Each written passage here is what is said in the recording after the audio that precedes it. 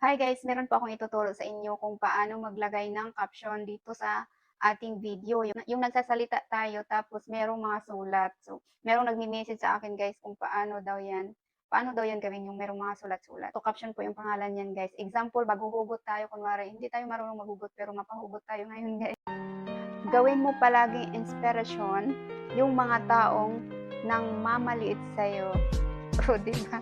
Para mas lalo kang lumakas. O, yun. And then, i-edit na natin yan sa CapCut, guys. Punta na tayo sa CapCut, guys. Add new project natin, guys. Yan, add na natin. Click natin yung add.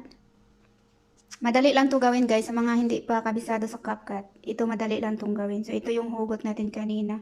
It's 10 seconds lang to, guys. So, i-delete muna natin yung CapCut. Napaka-importante yan, i-delete, guys. So, una, guys, nakita nyo tong caption dito sa baba.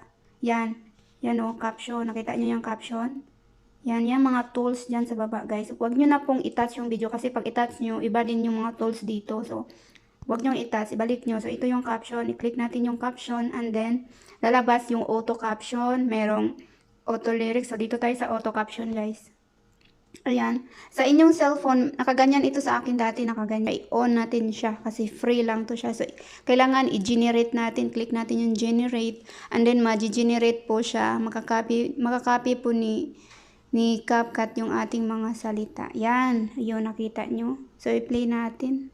Gawin mo palaging inspirasyon yan. Yung mga taong nang mamaliit sa'yo. Diba? Para mas lalo kang lumakas. Yan, nakuha talaga niya, guys. Nakuha niya tanan yung mga salita mo. Yung bawat salita mo, nakukuha talaga ni auto caption ni CapCut. And then, guys, pag gusto nyong palitan, click nyo lang to. Click nyo yan. And then, meron ditong yan, i-click nyo yan. Tapos, nakita nyo tong sa taas. Yan. Click nyo yan. And then, pwede nyong palitan yan yung fonts niya. Yan. Pwede kayong gumamit ng ganito. Oh. Yung fonts. Example, gusto nyo ng palette. Yan. Or gusto nyo italic. Yan.